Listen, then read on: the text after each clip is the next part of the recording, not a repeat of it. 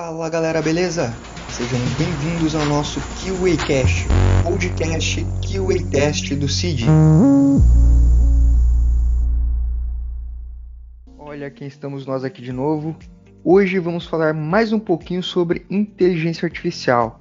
Então, se você perdeu os nossos primeiros 2 episódios sobre o tema, dá uma conferida aqui mesmo no nosso canal do Spotify e vamos começar falando um pouco sobre o Yara, que não é do folclore e sim o supercomputador do CID.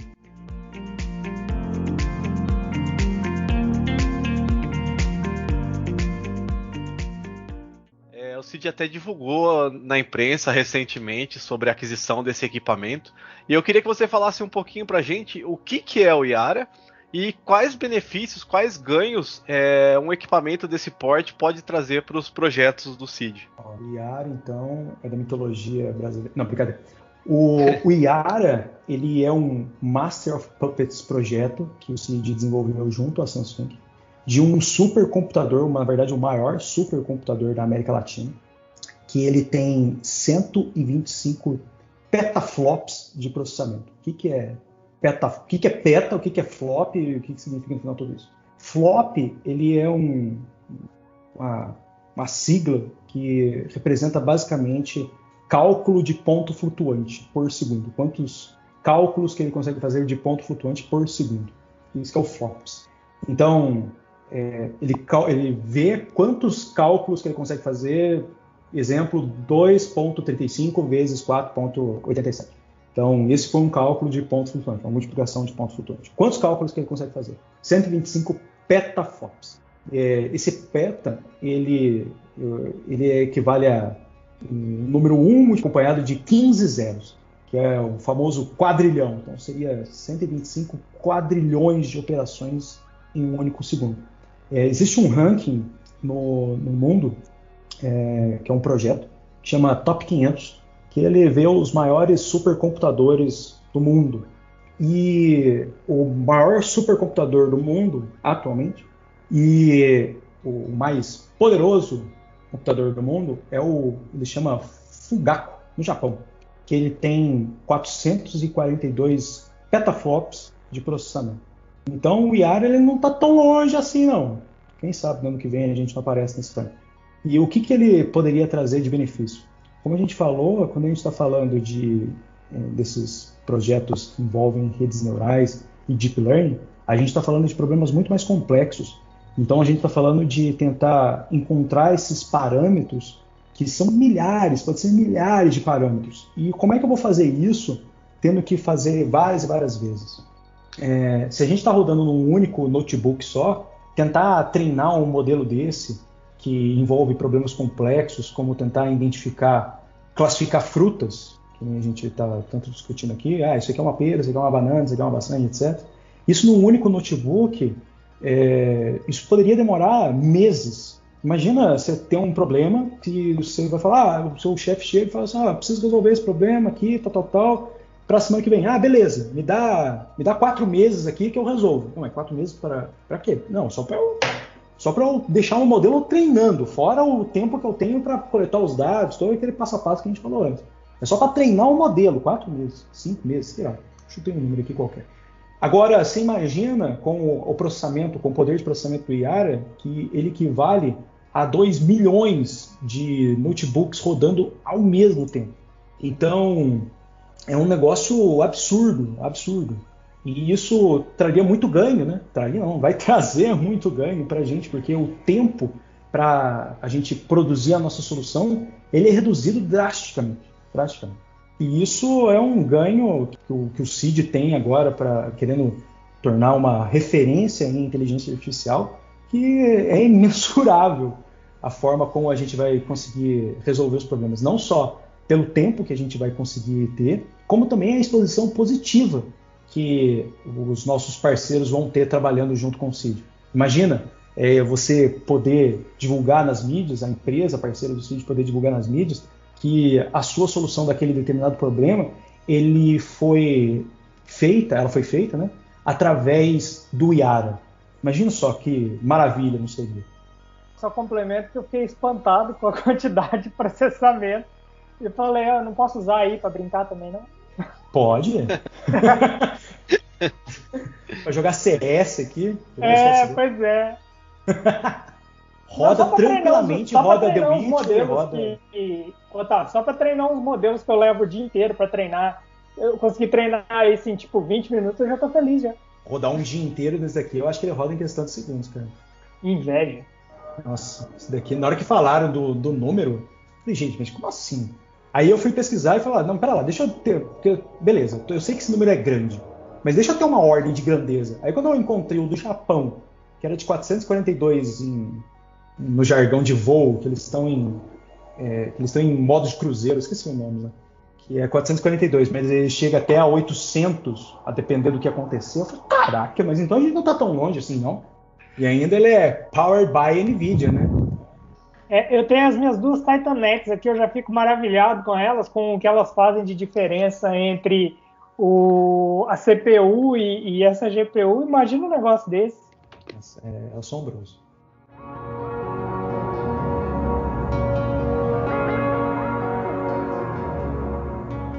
Com relação a alguns riscos, que é a utilização disso por hackers ou terroristas. E eles podem invadir esses sistemas e provocar grandes impactos aí, dependendo da aplicação que a inteligência artificial está atuando. Como que vocês veem isso? Realmente existem esses riscos? Mais do que invadir esses sistemas, né, eu acho que os modelos estão aí hoje em dia já para serem usados. Assim, qualquer um consegue usar, brincar e etc. Né? Acho que aí já vai mais no sentido de eles quererem mesmo atacar esse tipo de coisa. Né? É complicado você limitar isso no sentido de eu vou evitar que determinada pessoa X faça tal coisa. Como é que você, trazendo para o nosso contexto atual, como é que você evita um homem-bomba? Como é que você evita um atentado terrorista? As pessoas, o que a inteligência faz é tentar cercar essas pessoas, etc., e no ponto de vista de investigar e monitorar. Acredito eu que seja a forma mais comum. Então, assim, você também deveria monitorar essas inteligências, né? No sentido de o que pode e o que não pode ser feito. É complicado isso, é uma pergunta bem o termo em inglês é tricky, né? É uma pergunta bem... Malandrosa. Malandrosa, bom termo. A palavra é capciosa. Porque, assim, se você vai vigiar, você vai tirar a liberdade das pessoas. Mas se você não vigia, você está deixando qualquer um usar. Qual é o limite? Qual é o limiar aí? E ainda tem alguns trabalhos, né? Aí pensando agora como combater. Existem alguns trabalhos que são desenvolvidos para tentar mitigar esse tipo de problema. Você fala de comentou de invasão desses sistemas e tentar utilizar eles de má fé. Aqui dentro do CID existe a vertente de cybersecurity, que existem alguns profissionais que tentam combater fogo contra fogo.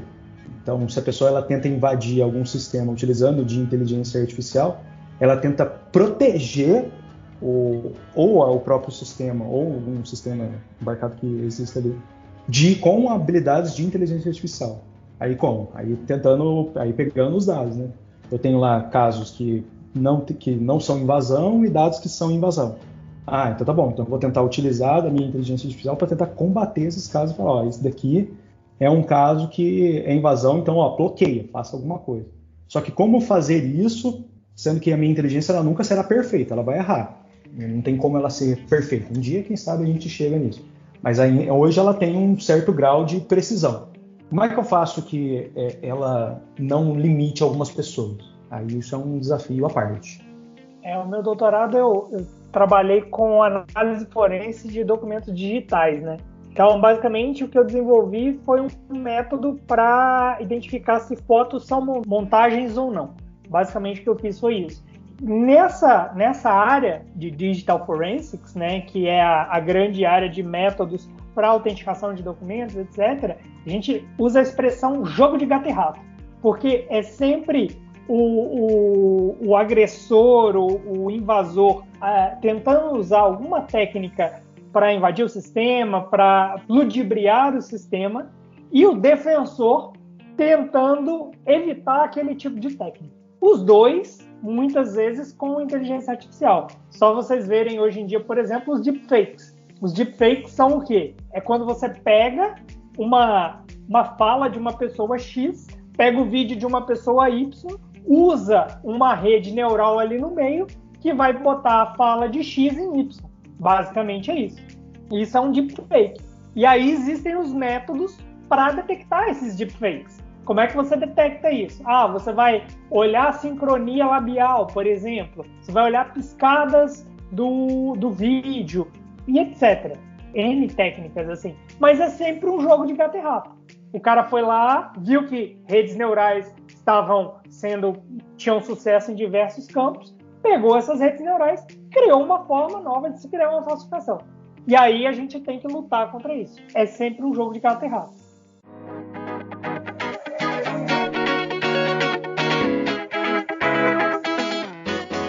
A gente conhece muito bem as fases de um projeto de desenvolvimento convencional, mas a gente queria entender o que muda entre um desenvolvimento de um projeto IA para um projeto convencional. Que fases que entram, se a gente tem essas fases bem definidas. Quando a gente está falando dessas fases, a gente tem um entendimento do problema, que é mais ou menos como funciona o desenvolvimento de software também, né? Eu vou lá, converso com a área de negócio que está querendo a solução daquele problema, vou entender o que ela quer, vou tentar esmiuçar o problema tanto da parte de dados quanto da parte do que o meu contratante ele quer. Então, qual a frequência que você quer que eu disponibilize essa informação para você? O que mais importa para você? É isso ou aquilo? Então, com base nessas perguntas, que não são tão técnicas, elas podem ser técnicas no olhar de quem está me contratando, mas ele também é técnico, ou ele deveria saber do problema que ele vivencia. Tentar pegar essa informação e transformar numa visão mais dadística, uma visão mais voltada para dados. E aí, ok, agora eu tenho isso daqui. Agora vem a fase de eu conseguir entender o problema e também gostaria de entender um pouquinho do processo, de como funcionam algumas coisas. Do processo dele que ele está querendo contratar para resolver o problema dele. Agora eu venho para a fase de coleta de dados. Eu vou tentar entender onde é que os dados estão, vou começar a coletar eles e também vou começar a trabalhar com eles. Vou juntar, porque às vezes a informação está pulverizada em tabelas, bancos de dados, etc., em vários lugares. Então eu vou começar a juntar isso porque eu preciso ter um lugar que vai ter todas as informações num único lugar, para tentar resolver aquele problema específico. Com isso tudo em mãos, eu trabalhei, agora eu vou começar a explorar aqueles dados. Eu quero entender como que os dados estão dispostos. Quando eu estou falando de alguns projetos de inteligência artificial como visão computacional e tal, às vezes, dependendo do que for, eu não preciso nem passar por essa etapa, porque eu sei mais ou menos o que tem lá dentro. Eu sei que são figuras, ok. Mas será que eu não tenho figuras ali que está catalogado como pera e não é pera? Pode ser que aconteça, mas a princípio vamos considerar esse caso. Só que aí eu tenho outras etapas nesses processos de visão computacional e também de processamento de linguagem natural que eu tenho que tomar cuidado. Cada projeto tem as suas peculiaridades, então vou dar alguns exemplos. Quando eu estou falando de processamento de imagem, eu tenho que tomar cuidado com o tamanho da imagem. Pode ser que uma imagem venha com 128 bits e a outra venha com menos. Eu sei então que esses caras vão estar numa matriz X por X, todos vão ter que vir no mesmo tamanho. Quando eu estou falando de processamento de linguagem natural, eu estou falando de análise de texto, por exemplo, eu sei que artigos, A e O, essas palavras que não agregam muito ao texto, essas aqui provavelmente, lógico, depende do problema, provavelmente eu vou remover. Eu sei que cachorros e cão, eles têm a mesma importância semântica no meu texto. Então eu não vou precisar tratar eles como se fossem palavras diferentes. Eu posso tratar elas como se fossem a mesma palavra. Então eu vou ter que fazer um processamento desses casos. E é a mesma coisa quando eu volto para problemas mais gerais. Eu vou ter que tratar casos que são faltantes, informações que são faltantes, casos que são outliers, que está fugindo da regra, e assim por diante. Depois, eu venho por uma fase que é tentar extrair quais são as informações mais relevantes para o meu problema. Quando eu estou falando de uma tabela gigantesca que tem milhares e milhares de colunas, trabalhar com milhares e milhares de colunas talvez não seja uma boa ideia, porque eu vou cair num problema que vai ficar dificultando demais para o meu modelo. Será que eu não tenho colunas que representem melhor aquilo que eu estou buscando? Então, é que eles chamam de feature selection, ou seleção de variáveis. E a feature selection está dentro de um universo que chama feature engineering, que aí é estudar aquilo lá, estudar todos os dados e entender o que está acontecendo por trás. E aí depois eu venho com uma fase de modelagem, que é qual modelo que eu vou escolher? É uma rede neural? É um modelo baseado em estatística? É um modelo matemático? O que eu vou tentar usar? E por fim eu tenho a validação do meu modelo. Eu quero ver se meu modelo está performando bem ou não. E aí, se ele não performa bem, qual foi a etapa que eu errei? Foi a etapa de coleta de dados que não foi tão boa? Foi a etapa de escolha, de arrumar os meus dados, né? Deixar os meus dados o mais interpretável para o meu modelo? Foi a etapa de escolha das minhas variáveis mais importantes? O que foi tanto que eu errei para que eu... Ou foi meu modelo, né? Meu modelo não foi o bom o suficiente para conseguir generalizar aqueles dados. Então eu tenho esse trabalho que é um trabalho cíclico, que é um trabalho de formiguinha. Por isso que é ciência. É tentativa e erro. Não vou falar que é uma tentativa e erro chute, mas tem vezes que você está lá naquela ideia que você fala, por esse caminho vai dar certo. Quando você chega lá, não deu certo. Rapaz, olha aqui. O que eu faço agora? Volta, começa lá atrás, tenta investigar. É um trabalho bem investigativo mesmo. Eu acho que não tem muita diferença de um projeto de desenvolvimento de software comum.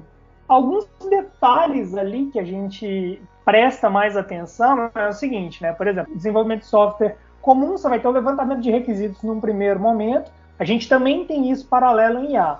Só que aí, uma vez que você tem esses requisitos, no desenvolvimento de software você já vai partir para quê? Você já vai partir para o desenvolvimento em si, que é criar ali, programar e etc., criar protótipos e etc. Na IA, não. Na IA, no momento que você levantou os requisitos, o que tem que ser feito, você vai buscar duas outras coisas, como o Otávio já falou aí, bateu bem na tecla, duas coisas muito importantes, que são o dado e o entendimento daquele dado. Eu tenho um problema para resolver, aquele problema é baseado em um tipo específico de dados, e eu tenho que entender aquele dado. Tem que entender, e além disso, eu tenho que limpar aquele dado, eu tenho que trabalhar aquele dado de alguma forma, para só depois disso eu ir para o meu desenvolvimento de fato. E aí um outro ponto muito importante que o Otávio também levantou, e que assim, é muito difícil de você fazer cliente entender quando o cliente não tem um setor de IA dentro da própria empresa, ou quando o cliente quer o negócio para ontem, né, que acontece muito também, que é esse ponto de tentativa e erro. Você modelou aquele problema de uma forma que pode chegar lá no fim e aquilo dá errado, e você tem que voltar lá no começo. E o cliente não entende isso. Em paralelo com o desenvolvimento de software, se você entregou para ele, sei lá, um app que faz mais ou menos o que ele quer, por mais erros que o seu app tenha, ele vai ver aquele app, ele vai ver que aquilo está sendo feito. Na IA, não. O cara vai achar que você está brincando ali, sabe? Eu já tive cliente virar para mim e falar, nossa, mas você é muito acadêmico. Não, cara, não é porque é muito acadêmico, eu preciso testar várias coisas para eu tentar encaixar o seu problema dentro de um modelo que funcione. E às vezes o cliente não tem essa percepção. Então eu acho que essas duas são as principais diferenças com o modelo de desenvolvimento de software, sei lá, um Scrum da vida que a gente tem, né? A parte de cuidado com o dado, de entendimento, de limpeza, de melhoria do dado, e a parte do back to square one, de volte a estaca zero, porque às vezes aquilo que você testou não funciona. Então essas são as principais diferenças na minha concepção. Nossa, esse exemplo que você deu, Thiago, é muito vida real. O cara, você está muito acadêmico, você está demorando demais. Não, cara, é assim que funciona. Tem muita gente que não entende. E tem empresa que, quando vai desenvolver, né, esse tipo de solução dentro da própria empresa, né, criar uma área de analytics ali, ela acha que não, coloca ali, vamos fazer porque está na moda, não sabe nem por quê, não sabe nem onde que começa. Tem empresa que erra nesse aspecto e fala, não, cara, é um negócio que é um universo um pouco à parte do do mundo empresarial. Tem que ter, lógico, as suas entregas e tal, mas a forma como ela entrega as coisas tem uma cadência diferente. Você não pode levar igual as outras áreas da empresa que você fala, não, tá aqui, eu tô vendo as coisas acontecendo ao longo do dia.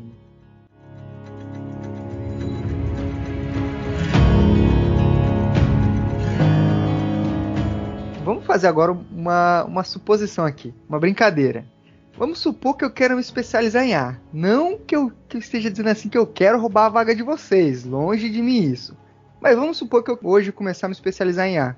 Existe algum curso, sei lá, existe uma graduação específica, ou então existe alguma trilha que eu poderia seguir?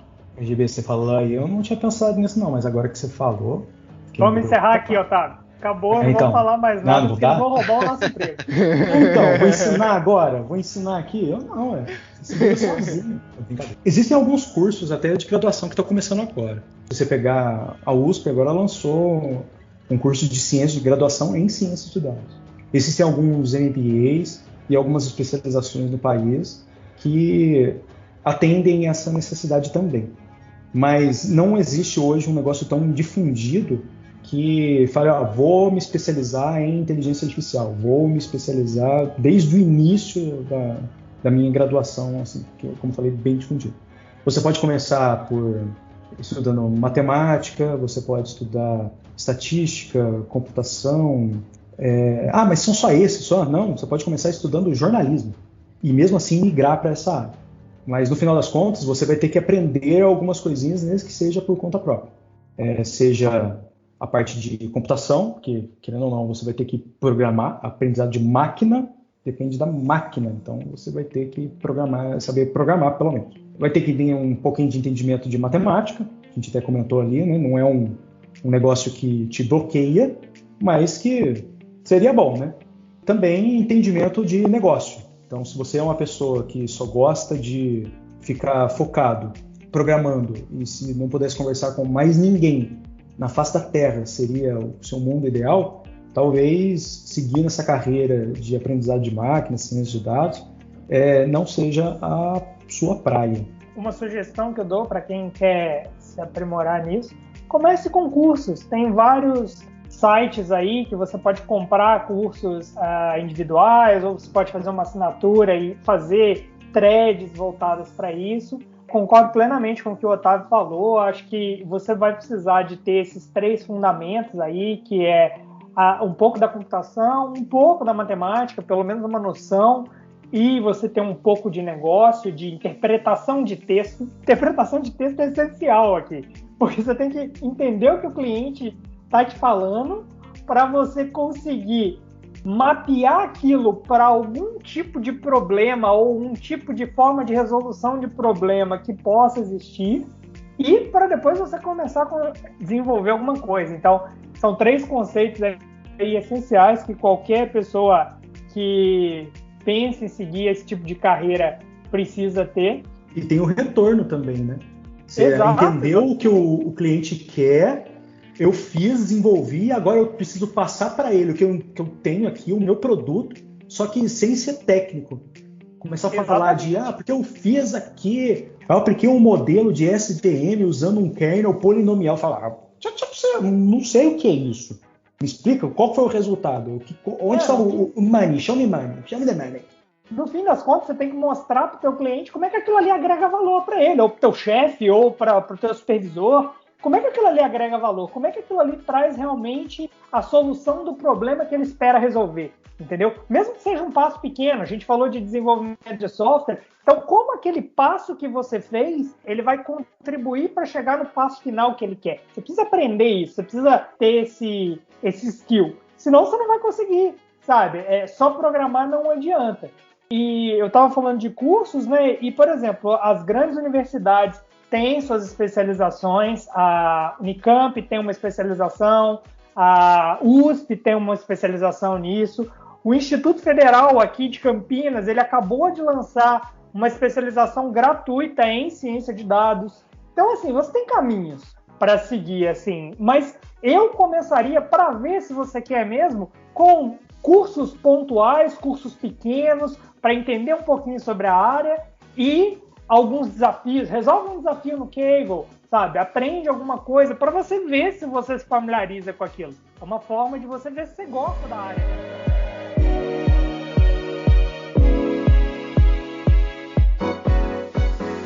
Então, um histórico para a gente assim de como surgiu o IA, né? Histórico para a gente um pouquinho mais preciso.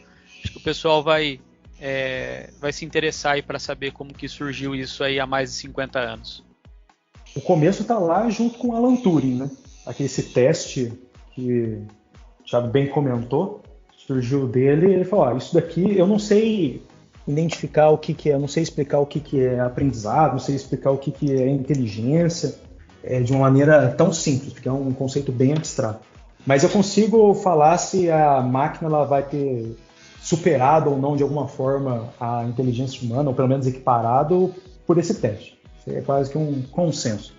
Aí depois você vai encontrar na literatura, né, a primeira vez que aparece o conceito de rede neural, é mais rede neural mesmo, eu ia falar de inteligência artificial, mas é mais a parte de rede neural. Lá com o McCulloch, eu não sei falar o nome dele, eu sei que é McCulloch, e o Walter Pitts, que eles fizeram um paper que lá eles citam pela primeira vez esse conceito de redes neurais, que eles pegam realmente o conceito do funcionamento do cérebro. Então eles falam, eu tenho lá o neurônio tem dendritos, tem um axônio, os neurônios eles se comunicam em si por uma rede interligada. Para um impulso elétrico do neurônio ser transmitido até um outro, ele tem que ter um negócio lá que eles chamaram de linear.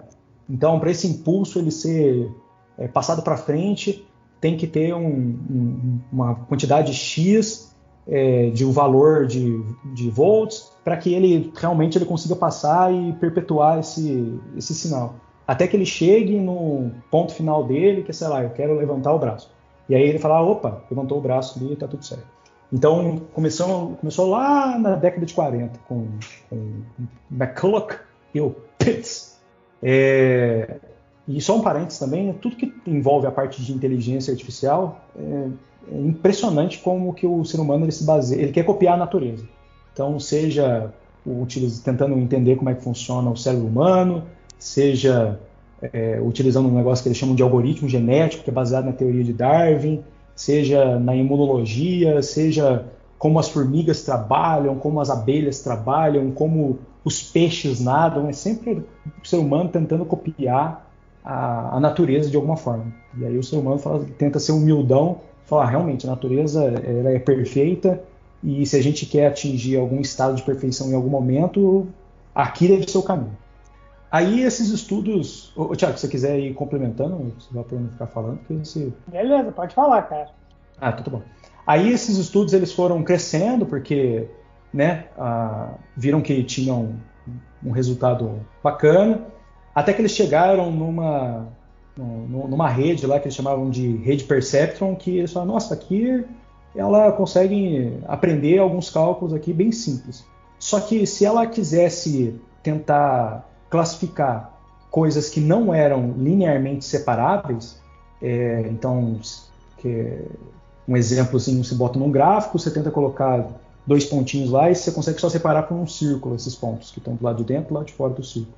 Então ela já não servia mais. Aí entrou o que eles chamam de primeiro inverno da inteligência artificial. Que eles falaram, isso daqui não serve para nada, então não vamos mais investir dinheiro nem tempo pesquisando isso. Só que aí, depois de um tempo, eles perceberam que, na verdade, bastava colocar uma cadeia desses modelinhos de neurônios que eles tanto implementaram no passado, botar uma cadeia tanto na vertical quanto na horizontal, que esse problema ele conseguia ser resolvido. E aí eles falaram, nossa, então dá para resolver? Opa, volta todo mundo para cá. Aí começaram a pesquisar de novo. E aí começaram a pesquisa, e aí depois de um certo tempo eles viram, estou passando aqui bem em cima do coisa, bem por cima, para não ficar entrando em muitos detalhes. Eles pesquisaram e aí se limitaram de novo, aí entraram com uma outra limitação, que era poder computacional. E aí, de novo, um outro inverno que eles pararam de pesquisar sobre inteligência artificial. Só depois, lá na década de 90, eu não dei as datas dos outros, né? Mas só na década de 90 que aí o poder computacional aumentando um pouquinho mais, é que aí voltou, mas aí voltou com gás total e está até hoje. E aí entraram não só redes neurais, mas outros algoritmos que no passado eram estudados, mas que não tinham poder computacional para rodar, começaram a entrar no jogo. Então, se a gente está falando de florestas aleatórias, a gente está falando daquele modelo que o Thiago comentou no comecinho lá, que era SVM, que é Support Vector Machine, a máquinas de vetor e suporte. E aí começou a entrar também o aprendizado profundo, com redes neurais gigantescas. Até mandar para vocês uma fotinha do que é um conceito de uma rede neural. E mesmo catalogado. Só dois complementos, Otávio, é o seguinte, né? Para ser bem preciso, o termo inteligência artificial ele foi cunhado em 1956 pelo John McCarthy numa conferência sobre esses tipos de estudo em Dartmouth. Dartmouth foi onde eu estudei quando eu fui para os Estados Unidos. Então, esse foi a primeira vez que se usaram o termo inteligência artificial. Esse é um ponto que eu queria colocar. E o segundo é que, mesmo outras áreas da IA, a gente está falando muito aqui de machine learning por causa do dado, por causa da aplicação hoje em dia, mas mesmo outras áreas de IA, por exemplo, como robótica, que é uma área aí que está muito em alta hoje em dia, ela precisa desse poder computacional para ela poder conseguir tomar decisões inteligentes, né? Senão ela vai ser só automação, ela não vai ser uma robótica. Então, essa falta de poder computacional que o Otávio comentou e essa falta, esse congelamento de investimentos na área, ela segurou não só o machine learning que a gente vê hoje, mas todas as outras áreas da inteligência artificial, todos os outros subcampos também, entendeu? Então tá aí a dica do sucesso. Investe em inteligência artificial, investe no CID. Não, obrigado.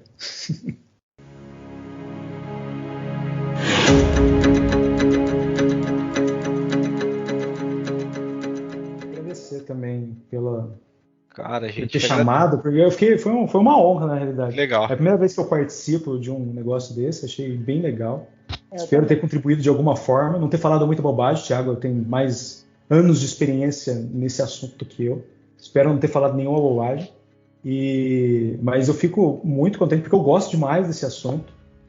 Gosto de falar sobre.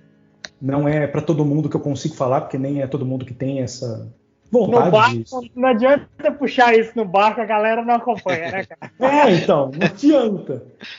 Mas, por exemplo, na semana passada, eu estava comentando com a minha noiva a respeito desses pontos de ética dentro da inteligência artificial. E ela nunca gosta muito dos assuntos que eu falo sobre, dos assuntos do serviço. Uhum. Porque não está muito próximo da realidade dela, que é na parte da saúde e tal, e ela fica meio limitada nesses assuntos. Mas na hora que eu comecei a falar um pouquinho sobre essa parte da ética, ela se interessou bastante, e aí a gente começou a filosofar, a discutir um pouco. E tudo que envolve isso eu gosto bastante, seja a parte mais filosófica, seja a parte mais técnica, eu gosto pra caramba e eu fico muito contente que vocês tenham tido esse tipo de pergunta, tenham tido esse tipo de dúvida, que levantou esse negócio lá dentro do time de QA, que dá pra ver que o pessoal, se tem dúvida e quiseram levantar esse negócio pro podcast, porque tem interesse, né? Sim, com certeza. Obrigado também. Foi bem legal. Foi a primeira vez que eu participo de um podcast, então foi bem bacana bater esse papo com vocês. A minha é a segunda, tá? Só pra assim, pra não... Eu queria agradecer aí também o Léo, né, por ter dado oportunidade aí para mim também estar participando aqui com vocês. É a primeira vez que eu tô aqui participando. Assim, a gente conseguiu colocar várias perguntas aí para vocês responderem. Fiquei muito contente aí de poder estar participando aqui, ter contato aí com o Thiago, Otávio, pessoas que eu nunca tinha tido contato, né? E foi um enorme prazer aí, deu bastante conteúdo legal aí, pessoal. Muito obrigado. Muito obrigado aí, pessoal. Gostaria de agradecer especialmente os universitários que estiveram aí com a gente. o Tatá e o Titi Tatá, uma dupla dinâmica. Eu sei que vocês gostaram dessa. Então, muito obrigado aí também o Vini, que teve aí com a gente. Maravilhoso. Muito obrigado aí o Léo. E é isso, pessoal. Inteligência Artificial. Espero que vocês tenham gostado do nosso podcast de hoje. E até a próxima. Você ouviu ao QA Cast, o podcast de QA Test.